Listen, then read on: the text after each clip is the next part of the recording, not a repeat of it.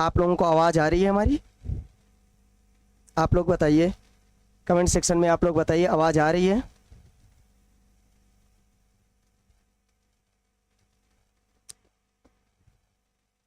आपको हमारी आवाज़ आ रही है? तो चलिए हम लोग स्टार्ट करने जा रहे हैं बुद्धिज्म के एमसीक्यू जो भी हैं। और यहाँ पर पहला प्रश्न है आपका जी सर, वॉइस सही है, चलिए धन्यवाद। तो चलिए हम लोग यहाँ पर एमसीक्यू करते हैं। पहला है आपका, बुद्ध का जन्म कहाँ हुआ था? आप लोग कमेंट सेक्शन में बताइए सब लोग कि गौतम बुद्ध का जन्म कहाँ पर हुआ था। आप लोग बताइए, तो आपका गौतम बुद्ध का जन्म कहाँ पर हुआ था बताइए। आप लोग ज़्यादा से ज़्यादा लोगों को शेयर करिए ताकि लोग जुड़ सकें। और बुद्धिज्म से रिलेटेड हम यहाँ पर सारे क्वेश्चंस को करेंगे जो कि आपकी एलटी, जीआईसी, टीजीटी, पीजीटी हर एक क्लास के लिए बहुत ही इंपॉर्टेंट होंगे। जो भी आप एग्जामिनेशन देंगे वहाँ पर ये सारे क्वेश्चन आपको दिखाई देंगे। तो आप लोग बताइए कमेंट सेक्शन में कि गौतम बुद्ध का जन्म कहाँ पर हुआ था। तो आपका कहाँ पर हुआ था? लुम्बिनी में। गौतम बुद्ध का जन्म कहाँ पर हुआ था? लुम्बिनी में, जिसको आप लोग जानते हैं कि ये आधुनिक नेपाल में पाया जाता है। कहाँ पर? वर्तमान काल में आपके नेपाल में है ये लुम्बिनी। कहाँ पर? लुम्बिनी कहाँ पर है? तो नेपाल में है, आपके नेपाल में आपका लुम्बिनी है। और उसके बाद चलिए हम लोग अब अगला क्वेश्चन देखते हैं। गौतम बुद्ध की माँ किस वंश से थी? गौतम बुद्ध की माँ किस वंश से थी? गौतम बुद्ध के बारे में नहीं पूछा गया है, उनकी माता जी के बारे में पूछा गया है कि गौतम बुद्ध की माता जी किस वंश से थी। तो बताइए इसमें कि माता जी उनकी किस वंश से थी। कमेंट सेक्शन में आप लोग बताइए कि गौतम बुद्ध की माता जी किस वंश से थी। गौतम बुद्ध की माता जी आपकी किस वंश से थी? आप लोग बताइए। तो वो थी आपकी कोलीय वंश से। किस वंश से थी? आपकी कोलीय वंश से गौतम बुद्ध की माता जी थी। और जो गौतम बुद्ध के पिताजी थे वो किस वंश थे? शुद्धोधन राजा शाक्य गणराज्य के थे। किस वंश से थे? शाक्य गणराज्य के उनके पिताजी थे। तो चलिए हम लोग नेक्स्ट क्वेश्चन करते हैं। उस बौद्ध ग्रंथ का नाम बताइए जो यह दर्शाता है कि जाति शिल्प से आत्मीय अनम्य तरीके मतलब कठोरता से सहबद्ध नहीं थी। उस बौद्ध ग्रंथ का आप नाम बताइए जो कि किससे? जाति, शिल्प और कठोरता से संबद्ध नहीं थी, जिसमें आपके इन कठोरताओं को नहीं बताया गया। उसके बारे में आप लोग बताइए कि कौन सा ग्रंथ है इनमें से। बताइए आप सभी लोग कि इनमें से कौन सा ग्रंथ है जो कि आपका आत्मीयता मतलब कठोरता होता है और जाति शिल्प इससे सहबद्ध नहीं थी। तो आपका कौन सा हो जाएगा? ये आपका हो जाएगा 10 ब्राह्मण जातक। और ये खुद्दक निकाय का आपका माना जाता है। किस निकाय से लिया गया है? जो आपके त्रिपिटक हैं, त्रिपिटक में से खुद्दक निकाय से। कहाँ से? खुद्दक निकाय से लिया गया है। किससे संबंधित है ये? तो आपके जो त्रिपिटक आपके पाए जाते हैं, त्रिपिटक में खुद्दक निकाय उससे संबंधित है। तो चलिए हम लोग नेक्स्ट क्वेश्चन करते हैं। तो उसमें महात्मा बुद्ध के संबंध में निम्नलिखित में से कौन सही है? तो अब आपको इनमें से बताने हैं कि उनमें ये जो आपके सामने कथन दिए गए हैं इनमें से कौन कौन से सही हैं महात्मा बुद्ध के विषय में। तो आप लोग कमेंट सेक्शन में बताइए कि इसमें से कौन कौन से सही हैं। आप सब लोग बताइए कि इसमें से कौन कौन से आपके सही हैं। जैसे कि आपने जाना है कि उनका जन्म कहाँ पर? कपिलवस्तु में हुआ था, जो आप लुम्बिनी भी बोलते हैं। कहाँ पर? कपिलवस्तु में उनका जन्म हुआ था। उसके बाद उन्होंने ज्ञान प्राप्त कहाँ पर किया था? बोध गया में ज्ञान प्राप्त किया था। कहाँ पर ज्ञान प्राप्त हुआ था उनको? तो बोध गया में उनको ज्ञान प्राप्त हुआ था। और उसके पश्चात आप अगला क्या देखते हैं कि उन्होंने वैदिक धर्म को अस्वीकार किया। तो हाँ, उन्होंने वैदिक धर्म को अस्वीकार किया था। और चौथा क्या है कि उन्होंने आर्य सत्य का प्रचार किया था। देखिए उन्होंने जो भी प्रवचन दिए हैं, उनकी जो मान्यताएं थी, उसमें कहीं ना कहीं हिंदुइज्म से लेकर के बहुत सारी चीज़ें, आर्यों के जो सत्य थे उनका भी प्रचार उनके द्वारा किया गया था। तो ये आपके चारों कथन इसके सही हैं। तो आपका कौन सा हो जाएगा? D number. यहाँ पर गलती से सी लिख गया है, तो कौन सा ऑप्शन हो जाएगा आपका? D number. तो ऑप्शन इसमें से कौन सा हो जाएगा आपका? D number. तो चलिए नेक्स्ट क्वेश्चन देखते हैं हम। निम्न में से कौन सा नाम बुद्ध का है? अगला क्वेश्चन, निम्न में से कौन सा बुद्ध का दूसरा नाम है? तो बताइए आप लोग कि बुद्ध के कितने नाम पाए जाते हैं, कौन कौन से नाम बुद्ध के और मिलते हैं हमको, उसके बारे में आप लोग बताइए कि गौतम बुद्ध के और कौन कौन से नाम आपको प्राप्त होते हैं। तो आप लोग कमेंट सेक्शन में बताइए कि गौतम बुद्ध के और कौन कौन से नाम आपको प्राप्त होते हैं।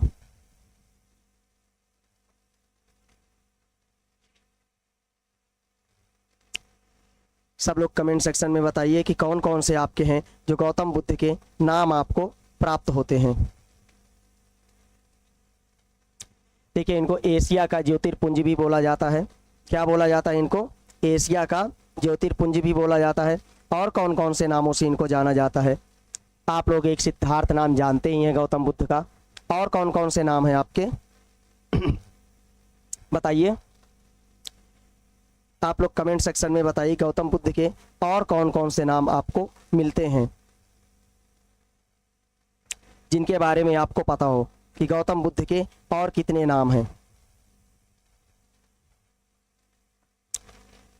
तो ये पार्थ भी गलत है और प्रछन्न भी गलत है, मिहिर भी गलत है, गुणाकेश भी गौतम बुद्ध को नहीं बोला जाता है। तो इसमें से आपका इनमें से कोई नहीं। तो आपको हमने बताया एशिया का ज्योतिर्पुंज भी बोला जाता है, बोधिसत्व भी बोला जाता है गौतम बुद्ध को, और सिद्धार्थ भी बोला जाता है, और भी उनके बहुत सारे नाम आपको मिलते हैं। तो चलिए इसमें से अगला हम देखते हैं कि गौतम बुद्ध द्वारा अपने धर्म में दीक्षित किया जाने वाला अंतिम व्यक्ति कौन था? दीक्षित किया जाने वाला अंतिम व्यक्ति कौन था? तो बताइए इसमें से अंतिम व्यक्ति कौन था जो कि दीक्षित किया गया था, और कहां पर दीक्षित किया गया था, इसके बारे में आप लोग बताइए कि जो अंतिम व्यक्ति हैं वो कहां पर दीक्षित किए गए थे। तो आप लोग बताइए गौतम बुद्ध ने अंतिम जो उपदेश दिया था कहां पर दिया था? जब गौतम बुद्ध, आप लोग जानते हैं कि कुशीनगर में उन्होंने अंतिम उपदेश दिया था। किसको? सुभद्र को। किसको अंतिम उपदेश दिया था? सुभद्र को। चंदू नामक जो एक उनका भिक्षु होता है, उसके यहाँ पर, चंदू नामक व्यक्ति के यहाँ शुकर मांस का सेवन करने के बाद उनको डायरिया हो जाता है, और डायरिया होने के बाद उनकी तबीयत बिगड़ने लगती है। तो उन्होंने कुशीनगर में अपना आखिरी उपदेश दिया था, जो कि किसको दिया था? सुभद्र को उन्होंने अपना आखिरी उपदेश दिया था। नेक्स्ट देखते हैं कि नेक्स्ट में बुद्ध के जीवन की किस घटना को महाभिनिष्क्रमण के रूप में जानते हैं? किसके रूप में? महाभिनिष्क्रमण के रूप में जानते हैं। कौन सी ऐसी घटना है जिसको हम महाभिनिष्क्रमण के रूप में जानते हैं? तो क्या है उनका कि जिसको हम महाभिनिष्क्रमण के रूप में जानते हैं? तो उनका जो ग्रह त्याग है, जब उन्होंने ग्रह को त्यागा था, तो उसको हम क्या नाम से जानते हैं? महाभिनिष्क्रमण नाम से जानते हैं। क्या चीज को? कि जब उन्होंने घर को त्यागा था 29 वर्ष की अवस्था में, जब वो घर को छोड़ करके ज्ञान प्राप्ति के लिए, तपस्या करने के लिए बाहर चले गए थे, उस टाइम पे क्या माना जाता है कि उनका ग्रह त्याग की घटना को क्या माना जाता है? महाभिनिष्क्रमण। अब ये महापरिनिर्वाण क्या है कि उनका जो मृत्यु का समय था, मृत्यु टाइम था, मृत्यु को क्या बोलते हैं? महापरिनिर्वाण। महापरिनिर्वाण के नाम से क्या जानते हैं? उनके मृत्यु को। और जो उन्होंने पहला प्रवचन दिया था, प्रबोधन जो इसमें लिखा है, तो उन्होंने जो पहला प्रवचन दिया था, तो उसको हम किस नाम से जानते हैं? तो प्रथम धर्मचक्र प्रवर्तक। क्या नाम जानते हैं? धर्मचक्र प्रवर्तक। क्या नाम से जानते हैं? धर्मचक्र प्रवर्तक के नाम से हम लोग जानते हैं। गुड आफ्टरनून वंदना। आप लोग ज़्यादा से ज़्यादा लोगों को शेयर करिए ताकि लोग जुड़ सकें, और बहुत ही इम्पॉर्टेंट MCQ जो कि बौद्ध धर्म से रिलेटेड हैं, इनके बारे में सब लोग जानकारी ले सकें, क्योंकि ये आपके LT, GIC, TGT, PGT in fact net की प्रिपरेशन में भी ये सारे क्वेश्चन आते हैं। चलिए अगला क्वेश्चन देखते हैं कि अगला कौन सा है। बौद्ध कृति मणि मेघलई निम्नलिखित में से किस दार्शनिक की तार्किक प्रणाली से प्रेरित है। अब ये बौद्ध कृति है मणि मेघलई, बहुत ही इंपॉर्टेंट क्वेश्चन है ये आपका, ये आपके नेट के एग्जाम में भी आ चुका है। बहुत ही इंपॉर्टेंट क्वेश्चन है आपका कि मणि मेघलई जो है निम्नलिखित में से किस दार्शनिक की तार्किक प्रणाली से प्रेरित है। तो इसको आप लोग बताइए कमेंट सेक्शन में, सब लोग बताइए कि ये किस दार्शनिक की, किसकी लिखी हुई ये रचना है। तो उसमें आपके कौन से आते हैं, अश्वघोष है कि दिन्नग है, नागसेन कि गौतम, इसमें से कौन से आपके आ रहे हैं, बताइए इसमें से कौन सा सही होगा। तो इसका जो राइट आंसर होगा तो होगा आपका दिन्नग। किन्होंने लिखा था, किनकी दार्शनिक तार्किक प्रणाली है, तो इसमें दिन्नग आपके आते हैं। दिन्नग आपके तार्किक प्रणाली में मणि मेघलई जो है इन्हीं की पुस्तक है, किनकी, दिन्नग की। नेक्स्ट देखते हैं हम, नेक्स्ट आपका सूची प्रथम और सूची सेकंड के साथ सुमेलित कीजिए। अब इनको सुमेलित करिए कि कौन किसके साथ सही आ रहा है। तो बताइए जो जन्म है, जन्म का क्या माना जाता है, और प्रथम जो प्रवचन है उसको क्या माना जाता है, और महाबोधि और त्याग, इसमें से कौन से सही सुमेलित हैं, उनमें आप लोग बताइए।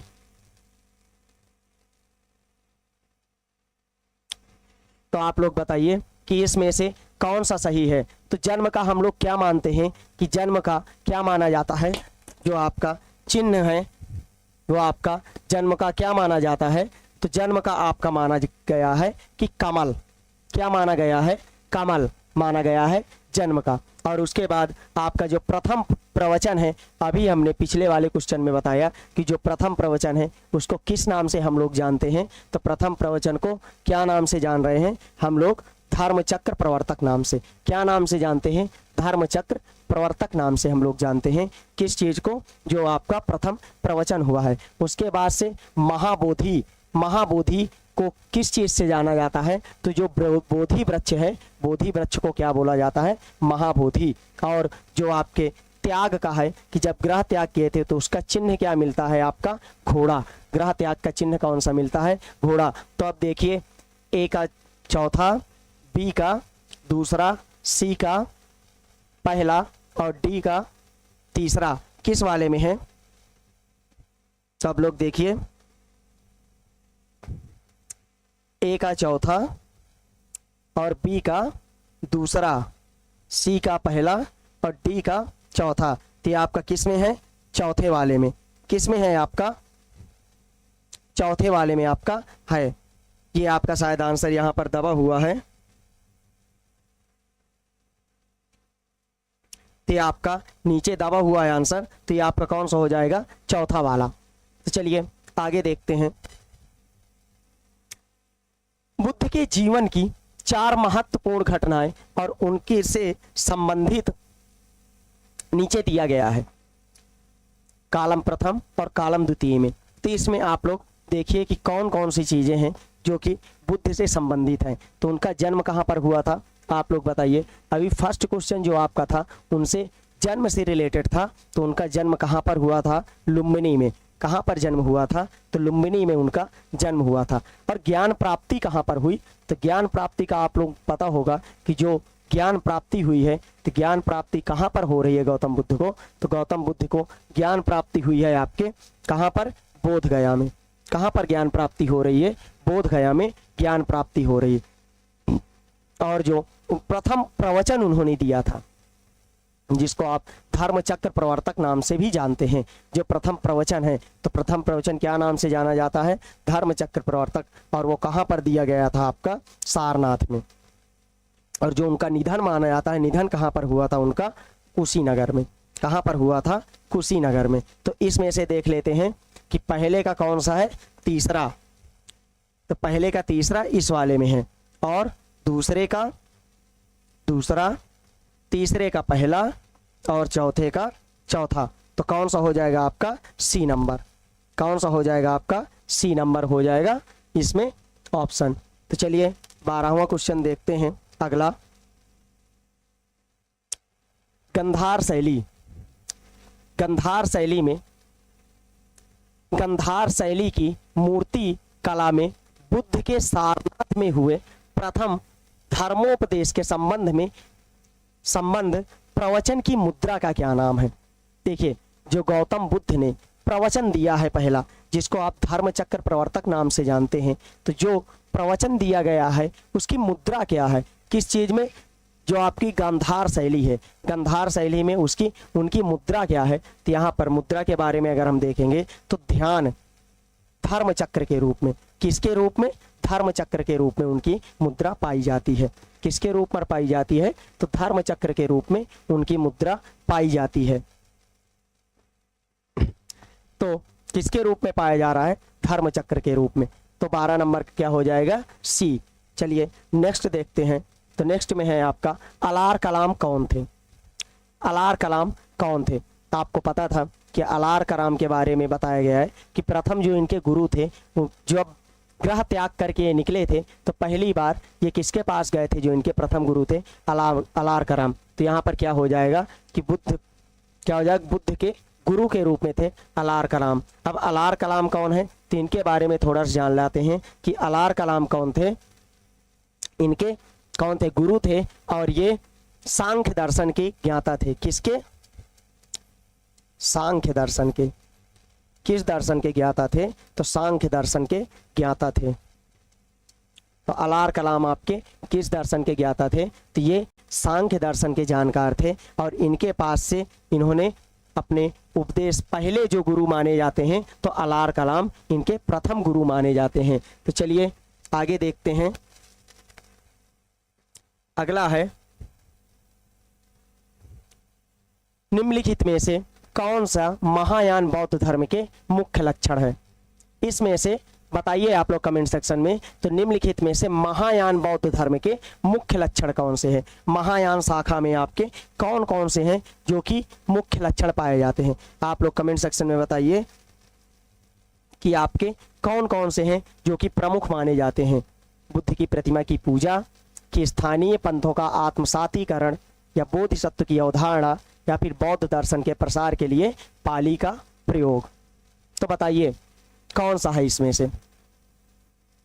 आप लोग बताइए कि इसमें से कौन सा सही होगा? तो बताइए कौन सा सही होगा इसमें से?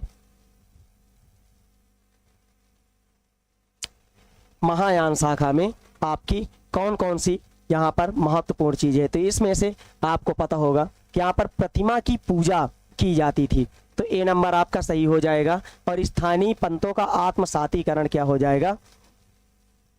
डी नंबर, बहुत सही। शिवांशी यादव जी, बहुत सही, डी नंबर।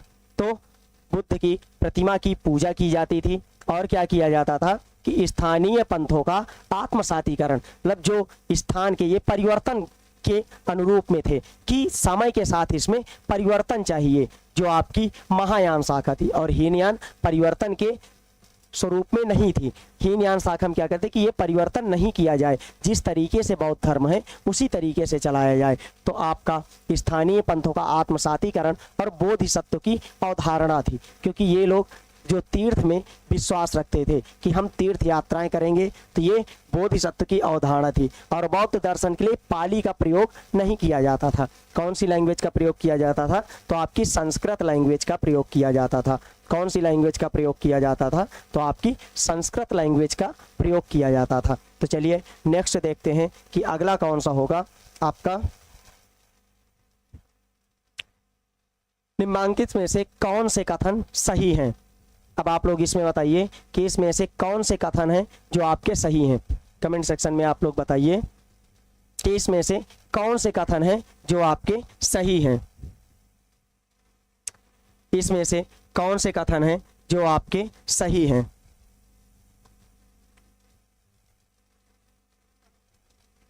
इसमें से कौन सा कथन होगा जो आपके सही हैं? बताइए इनमें से कौन कौन से कथन हैं जो कि आपके सही होंगे। तो बौद्ध निर्वाण प्राप्त करने हेतु बुद्ध, धम्म और संघ नामक त्रिरत्नों में विश्वास रखते थे। तो ये तो आपका सही हो जाए, क्योंकि हमने कल की क्लास में आप लोगों को बताया था कि ये त्रिरत्नों पर विश्वास रखते हैं, जो कि मुक्ति पाने के लिए कौन कौन से त्रिरत्न होते हैं आपके, बुद्धम शरणम गच्छामि, धम्मम शरणम गच्छामि, संघम शरणम गच्छामि, ये आपके त्रिरत्न होते हैं। तो कौन सा, ये आपका ए नंबर तो बिल्कुल सही हो जाएगा। और दूसरा, सारीपुत्र और तथागत दो भिन्न व्यक्ति हैं। तो आप लोग बताइए, सारीपुत्र और तथागत क्या दो भिन्न व्यक्ति हैं? नहीं, ये दोनों एक ही हैं और ये गौतम बुद्ध के उपनाम हैं। कौन कौन से? सारीपुत्र और तथागत, ये गौतम बुद्ध के उपनाम हैं। तो ये आपका गलत हो जाएगा। तो इसमें ए नंबर सही हुआ। और कौन सा आपका? थेरवादी एवं महायानवादी बुद्ध की शिक्षाओं को मानते हैं। तो बी नंबर क्या हो जाएगा आपका? सी नंबर। सी नंबर क्या होगा? सही हो जाए, क्योंकि अभी पिछले हमने बताया था कि जो आपका थेरवादी एवं महायानवादी बुद्ध की शिक्षाओं को, ये खुद्दक निकाय में आपके पाया जाता है। किस निकाय से संबंधित है? तो ये खुद्दक निकाय से संबंधित है। किस निकाय से? तो ये खुद्दक निकाय से संबंधित है, जो कि आपके त्रिपिटक से संबंधित है और ये खुद्दक निकाय की चीजें। और तीसरा आपका, महात्मा बुद्ध ने अपना प्रथम उपदेश बोधगया में दिया था। तो बताइए, क्या ये सही है? ये आपका सही हुआ, ये वाला सही हुआ। और इसमें बताइए कि महात्मा बुद्ध ने अपना प्रथम उपदेश बोधगया में दिया था।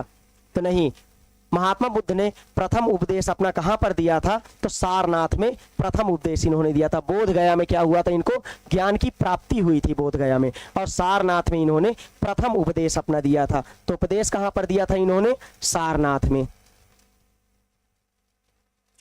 और अब ये आपका चौथा नंबर भी गलत है। अशोक का सिंह स्तंभ शीर्ष पहली बार वाराणसी के नजदीक स्थित सारनाथ में संस्थापित हुआ था। तो ये आपका, ये वाला भी आपका सही हो जाएगा। तो इसमें कौन कौन से ऑप्शन सही हो गए? ए नंबर, सी नंबर और ई नंबर। आपके कौन कौन से ऑप्शन सही हो गए? ए, सी,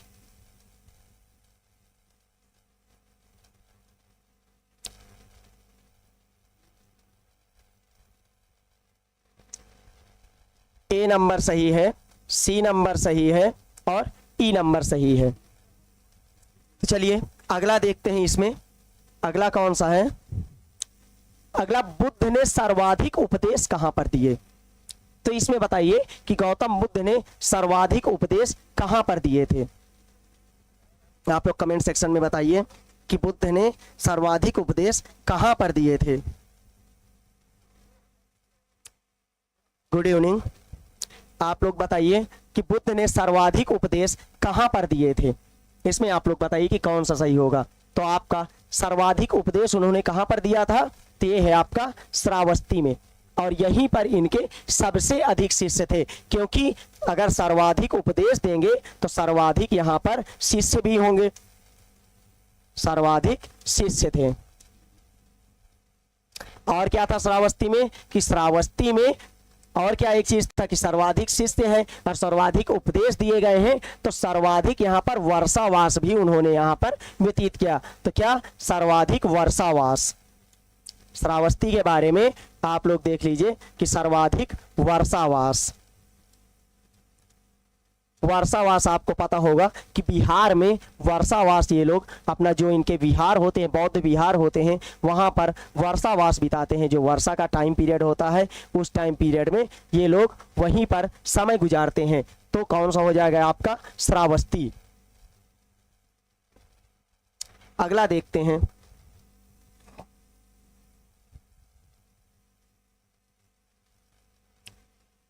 धम्मपद, थेरा गाथा, थेरी गाथा और जातक ग्रंथ निम्नलिखित में से किस बौद्ध धर्म ग्रंथ से संबंधित है?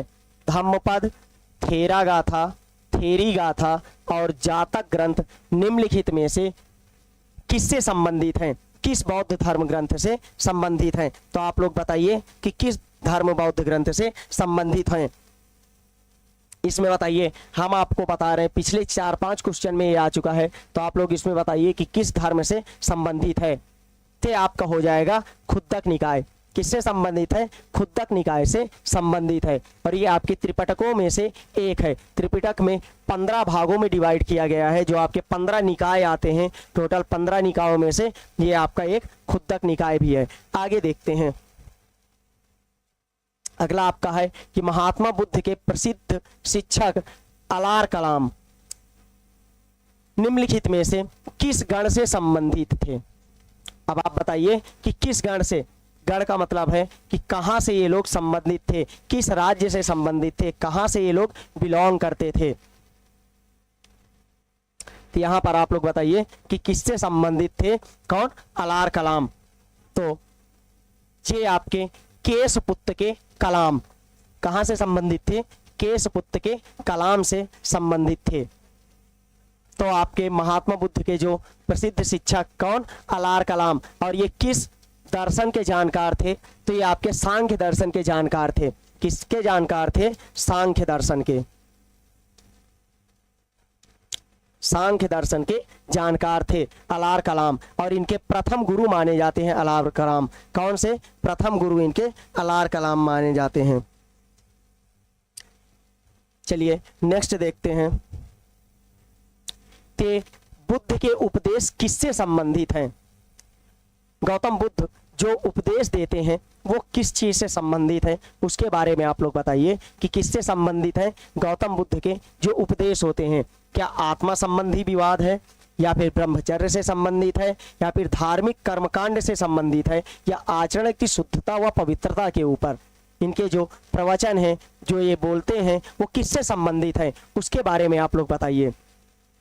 क्या आत्मा संबंधित है, या ब्रह्मचर्य से, या धार्मिक कर्मकांड से, या आचरण की शुद्धता व पवित्रता से?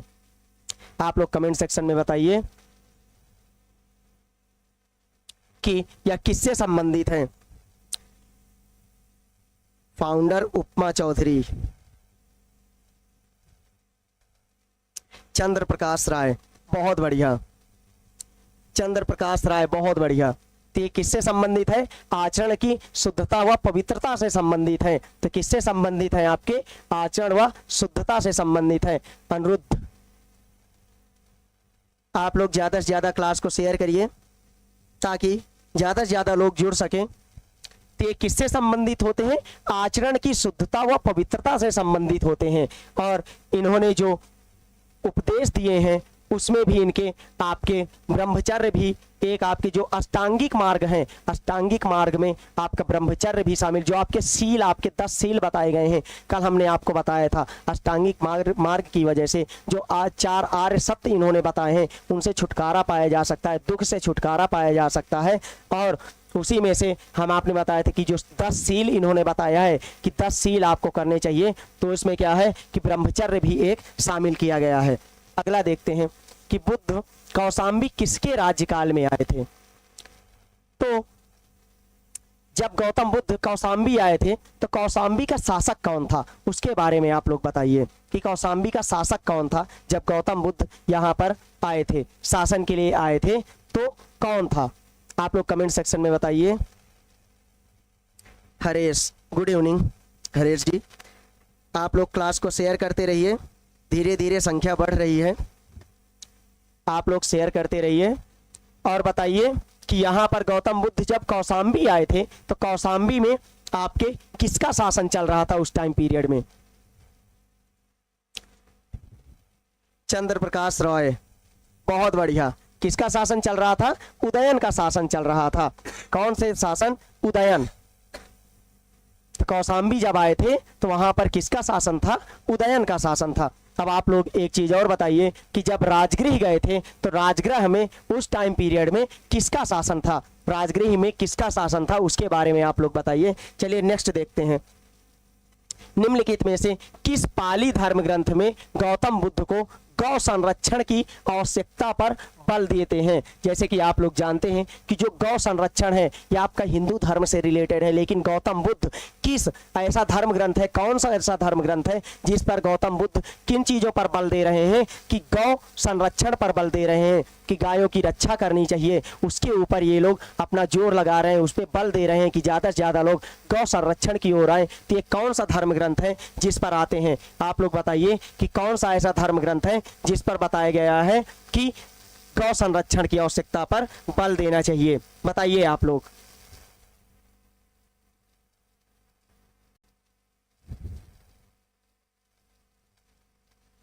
बिंबिसार, बहुत बढ़िया।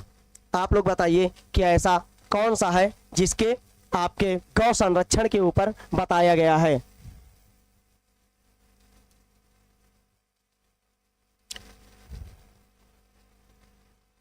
किस धर्म ग्रंथ पर गौ संरक्षण पर दिया गया है? सुत्त निपात। तो आपका किसके ऊपर बताया गया है? जो आपका सुत्त निपात है आपका, उसमें बताया गया है किसके? गौ संरक्षण पर बल दिया गया है। कौन सा आपका पहला नंबर इसमें होगा? आपका सुत्त निपात, उस पे आपका बताया गया है गौ संरक्षण के ऊपर बल दिया गया है। तो नेक्स्ट देखते हैं इसमें कि नेक्स्ट कौन सा है। तो इसमें है आपका निम्नलिखित में से कौन सी बात बौद्ध धर्म तथा जैन धर्म में समान नहीं है? इसमें से कौन सी है ऐसी बात जो कि बौद्ध और जैन धर्म में समान नहीं है? बताइए। इसमें से अहिंसा, वेदों के प्रति उदासीनता, आत्मदमन, रीति रिवाजों की अस्वीकृति। बताइए इसमें से कौन सी ऐसी विशेषता है जो कि बौद्ध और जैन धर्म को अलग करने का कार्य करती है? दोनों में एक नहीं है। बताइए।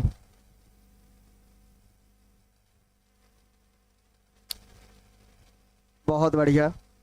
आप और ज़्यादा से ज़्यादा लोगों को शेयर करिए ताकि लोग जुड़ सकें। मणिकांत कुमार,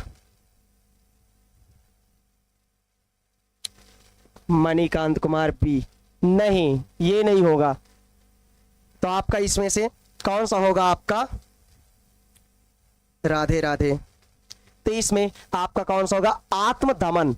कौन सा हो जाएगा? आत्मदमन। आत्मदमन है क्या आखिरकार? इसके बारे में हम लोग पहले जान लेते। देखिए, अहिंसा तो दोनों धर्म में बताया गया है। वेदों के प्रति उदासीनता, दोनों वेदों को अस्वीकार करते हैं। दोनों जो धर्म हैं वो वेदों को स्वीकार नहीं करते हैं। और ये जो आत्मदमन है, आत्मदमन है कि अपने शरीर को वेदना देना, कष्ट देना, कितनी कठोरता के साथ इसमें किया गया है। तो आप लोग देखते हैं कि जो जैनिज्म है, जैनिज्म में जो उपासना है, जो आप उपासना करते हैं उस पर बहुत अधिक मात्रा में जोर दिया गया है, जबकि जो बौद्ध धर्म है, बौद्ध धर्म में बहुत ही सरल में किया गया है। आप लोगों को पता है कि जो प्रारंभिक काल था, गौतम बुद्ध ने बहुत ही कठिन तपस्या की थी, लेकिन उसके कारण से उनका शरीर एकदम कमज़ोर होने लगा था। तो उसके बाद से उन्होंने कठोरता, जो आप उपवास करते हैं उस पर कड़े नियम नहीं लगाए थे। तो आपका कौन सा? आत्मदमन। तो अलग कौन करता है? आत्मदमन अलग करता है बौद्धों को जैन से। बौद्ध और जैन धर्म में अंतर कौन सा? आपका आत्मदमन। और रीति रिवाजों की दोनों लोगों ने अस्वीकृति की है। जो भी रीति रिवाज चलते थे तो दोनों धर्मों ने इसकी अस्वीकृति की है। तो नेक्स्ट देखते हैं, निम्नलिखित वक्तव्यों पर विचार करें। पहला आपका कथन क्या कह रहा है? कथन है आपका कुशीनगर मल्ल गणराज्य की राजधानी थी। क्या हो जाएगा? ये गणराज्य हो जाएगा।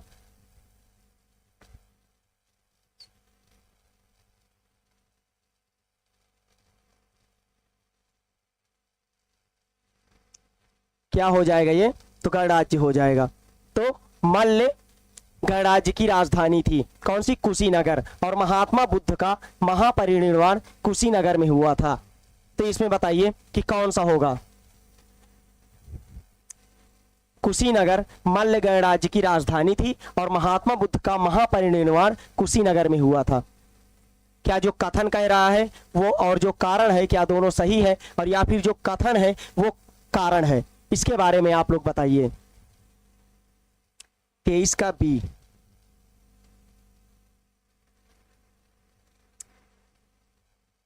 बहुत बढ़िया।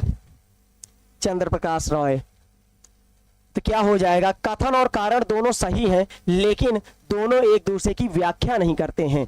कथन और कारण दोनों सही तो हैं लेकिन दोनों एक दूसरे की व्याख्या नहीं कर रहे हैं। तो चलिए नेक्स्ट देखते हैं हम।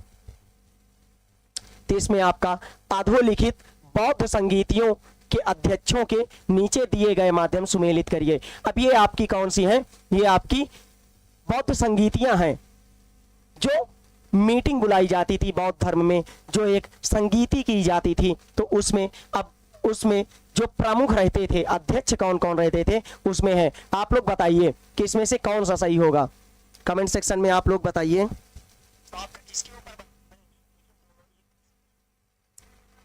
आप लोग बताइए कि इसमें से कौन सा सही होगा।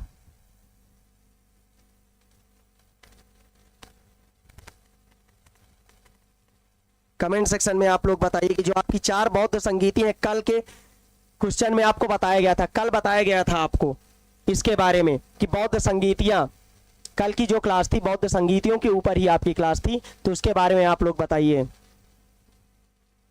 तो आपकी जो प्रथम बौद्ध संगीति थी उसके आपके कौन थे प्रमुख, तो जो प्रथम थी उसके कौन हो जाएंगे, महाकश्यप। कौन थे इसके, महाकश्यप आपके प्रथम के थे। और जो द्वितीय थे उसके कौन से थे, सुबुकौमी थे। और तीसरे के कौन से हो जाएंगे आपके, वसुमित्र होंगे कि मोगलीतिस, बताइए तीसरे के कौन से हो जाएंगे आपके, तो तीसरे के आपके हो जाएंगे मोगलीपित्तिस। कौन, तीसरे के मोगलीपुत्तिस और चौथे के आपके हो जाएंगे वसुमित्र। ये आपका किस में दिया गया है कि प्रथम का ए का दूसरा हो गया और दूसरे का तीसरा, तीसरे का चौथा और चौथे का पहला। ते आपका ए नंबर बिल्कुल सही हो जाएगा। ते नंबर किसने बताया, चंद्र प्रकाश रॉय, बहुत बढ़िया। तो कौन सा हो जाएगा आपका, ए नंबर। चलिए नेक्स्ट देखते हैं। नेक्स्ट आपका निम्नलिखित में से बौद्ध परिषदों में नीचे दिए गए कोड के माध्यम से सुमेलित कीजिए। अब जो बौद्ध संगीतियां थी किसके शासन काल में हुई थी उसके बारे में आप लोग बताइए कि जब बौद्ध संगीतियां हो रही थी तो किसके शासन काल में हो रही थी। तो बताइए इसमें किसके शासन काल में हो रही थी। प्रथम बौद्ध संगीति थी किसके शासन काल में हो रही थी, अजातशत्रु के। और अजातशत्रु आपका किस राजवंश से था आप लोग बताइए कमेंट सेक्शन में, जो अजातशत्रु है और किस राजवंश से था। और दूसरी जो बौद्ध संगीति थी किसके शासन काल में, कालाशोक, काली शोक नहीं है ये, कालाशोक है। और जो आपका तृतीय बौद्ध संगीति थी किसके शासन काल में हुई थी, अशोक के शासन काल में। और चतुर्थ बौद्ध संगीति कनिष्क, किसके शासन काल में, कनिष्क के शासन काल में हुई थी। तो आप लोग बताइए अजातशत्रु किस राजवंश से संबंधित था, बताइए अजातशत्रु आपके किस राजवंश से संबंधित थे और इनकी राजधानी कहां पर थी। कमेंट सेक्शन में आप लोग बताइए कि इनकी राजधानी कहां पर थी।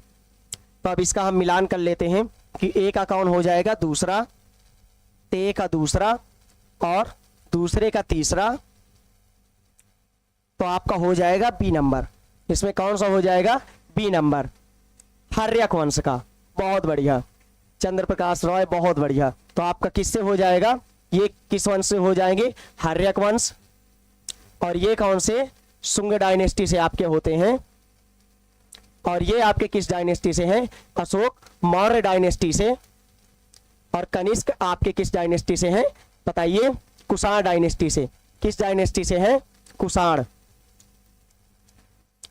ये आपकी चारों राजा। और उस टाइम पे इसकी राजधानी कौन सी थी, आपके अजातशत्रु की राजगृह। चंद्र प्रकाश रॉय, बहुत बढ़िया। तो कौन सी थी राजधानी, चंद्रगृह। आप लोग क्लास को शेयर करिए ज्यादा से ज्यादा ताकि लोग जुड़ सकें। नेक्स्ट देखते हैं इसमें। अगला है आपका जो बौद्ध धर्म की महायान शाखा औपचारिक रूप से किसके शासन काल में प्रकट हुई। तो आप लोग बताइए कि किसके शासन काल में ये प्रकट हुई थी। जो आपकी बौद्ध धर्म की महायान की शाखा है। बताइए आप लोग किसके टाइम पीरियड में ये प्रकट हुई थी और किसके शासन काल में। आप लोगों ने कल पढ़ा था कि जो चतुर्थ बौद्ध संगीति हुई थी कश्मीर में, कश्मीर के कुंडल वन में चतुर्थ बौद्ध संगीति हुई थी, तो वहां पर क्या हुआ था कि यह दो पार्ट में डिवाइड हो गई थी।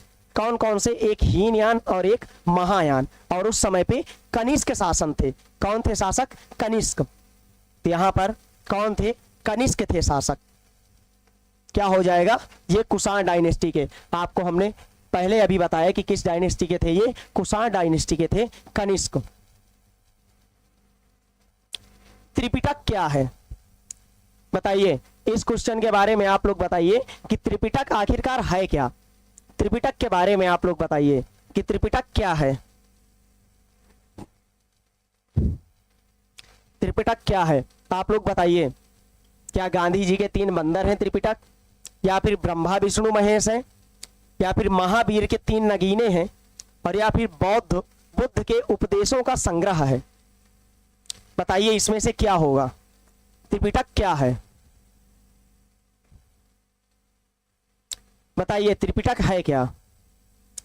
तो इसमें हो जाएगा आपका बुद्ध के उपदेशों का संग्रह।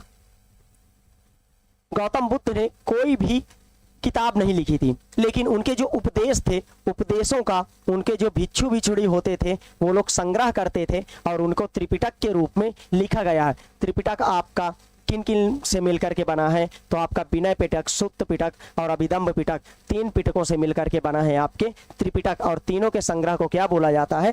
त्रिपिटक बोला जाता है। तो आगे हम लोग देखते हैं अगला क्वेश्चन। अगला है आपका कौन सा? सर एडविन एनॉल्ड की पुस्तक the light of the Asian Asia, क्या the light of the Asia आधारित है? किससे आधारित है? आपके दिव्यावदान से आधारित है कि ललित विस्तार से आधारित है, सुत्त पिटक से आधारित है कि अभिधम्म पिटक से आधारित है? किससे आधारित है बताइए। ये जो है आपका the light of the Asia, ये आपकी बहुत ही इंपॉर्टेंट पुस्तक है the light of the Asia.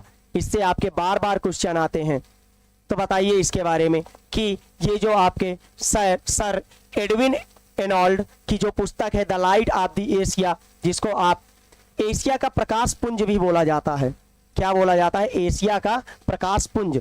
तो यह किससे रिलेटेड है इसके बारे में आप लोग बताइए। यह आपका दिव्यावदान, ललित विस्तार, सुत्त पिटक, अभिधम्म पिटक किससे रिलेटेड है बताइए आप लोग। किससे रिलेटेड है ये? ललित विस्तार से। ललित विस्तार में ही इनको बोला गया है। क्या बोला गया है? ललित विस्तार में बोला गया है कि एशिया का प्रकाश पुंज गौतम बुद्ध को। अगला क्वेश्चन देखते हैं। बौद्ध धर्म में, बौद्ध संघ में भिक्षुणी के रूप में स्त्रियों की प्रवेश की अनुमति बुद्ध द्वारा कहां पर दी गई थी? कहां पर बुद्ध ने स्त्रियों को संघ में प्रवेश करने की अनुमति दी थी? कौन सा ऐसी जगह थी जहां से बुद्ध ने इनको अनुमति दी थी किसमें कि आप संघ में शामिल हो सकते हैं? इसमें 4 प्रकार के आपके पाए जाते हैं कि उपासक, उपासिकाएं, भिक्षु और भिक्षुड़ी। भिक्षु और भिक्षुड़ी कौन होते हैं? जो कि आपके बौद्ध धर्म में पूर्ण रूप से शामिल हो जाते हैं। और आपके उपासक उपासिकाएं कौन होते हैं? कि जो कि बौद्ध धर्म को मानने वाले होते हैं। तो इसमें से आप लोग बताइए कि इसमें से कौन सा सही होगा। श्रावस्ती में कि वैशाली में, राजगृह में, कुशीनगर में, कहां पर इन्होंने दिया था? कितने सब्जेक्ट की क्लास होती है यहां पर? आपके सारे सब्जेक्ट प्रॉपरली, आपकी मैथ हो गई, इंग्लिश हो गया, आपकी सीडीपी हो गया और आपकी जियोग्राफी हो गई, हर एक चीज की क्लासेस यहां पर चलाई जाती हैं। और आप द स्मार्ट विजन क्लासेस में आएंगे तो आपको बहुत ही अच्छा इन्वायरमेंट मिलेगा और यहाँ पर आपको बेस्ट चीजें दी जाएंगी। तो ज्यादा से ज्यादा लोग ज्वाइन करिए इसको। कहां पर दिया गया था? वैशाली में। कौन सा था आपका? वैशाली में। और किसके कहने पर? तो जो इनके शिष्य थे, कौन प्रमुख शिष्य थे उनके बारे में बताइए कि किसके कहने पर इसमें संघ में प्रवेश दिया गया था। आप बताइए कि किसके कहने पर प्रवेश दिया गया था। लास्ट। तो बताइए किसके कहने पर प्रवेश दिया गया था? चंद्र प्रकाश राय, बहुत बढ़िया। तो किसके कहने पर प्रवेश दिया गया था? जो आनंद थे, आनंद के कहने पर प्रवेश दिया गया था यहाँ पर। तो बौद्ध दर्शन के अनुसार विचार करिए, क्या विचार है इनमें? तो पहला आपका पुनर्जन्म नहीं होता है और आत्मा की सत्ता नहीं है। तो बताइए इसमें क्या होगा आपका सही? आपका आखिरी क्वेश्चन है, तो इसके बारे में आप लोग बताइए। बाकी जो आपके क्वेश्चन बचे हैं तो बाकी कल कराए जाएंगे आपके। तो इसमें से आप बताइए कि कौन सा सही होगा आपका? पुनर्जन्म नहीं होता है कि आत्मा की सत्ता नहीं है? तो बौद्ध धर्म पुनर्जन्म में विश्वास रखता है और पुनर्जन्म को मानता है, तो ये आपका गलत हो जाएगा। और आत्मा की सत्ता को स्वीकार करते हैं। कौन? बौद्ध जो भिक्षु होते हैं वो आत्मा की सत्ता को स्वीकार करते हैं। तो आपका कौन सा सही हो जाएगा? डी नंबर आपका सही हो जाएगा। ते रहे आपके आनंद प्रिय शिष्य था जी। आनंद और उपाली इनके बहुत ही प्रिय शिष्य माने जाते हैं। तो चलिए आज आपके बहुत ही महत्वपूर्ण क्वेश्चन यहाँ पर करवाए गए हैं। ये जो बौद्ध धर्म से रिलेटेड चीज़ें हैं, यहाँ से आपके TGT, PGT, TET, super TET, हर एक चीज़ में यहाँ से रिलेटेड ही क्वेश्चन आते हैं। चलिए आज के लिए इतना ही, बाकी सारे क्वेश्चन आपके कल करवाए जाएंगे। और द स्मार्ट विजन क्लासेस में आपको सीटेट के लिए यूपी टेट, एस्टेट जो स्टेट के होती हैं, और आपके डीएसएसबी और पीबीएससी, बीपीएससी और आपके केवीएस, एनवीएस, सारी चीज़ों के बारे में आपकी क्लासेज यहाँ पर चलती हैं। और यहाँ पर हर एक सब्जेक्ट की क्लासेस चलाई जाती हैं, चाहे आपकी मैथ की हो, इंग्लिश की हो, और बहुत ही अच्छे तरीके से सारी क्लासेस चलाई जाती हैं। तो आप लोग ज़्यादा से ज़्यादा लोगों को शेयर करिए, ज़्यादा से ज़्यादा लोग ज्वाइन होइए, और धन्यवाद।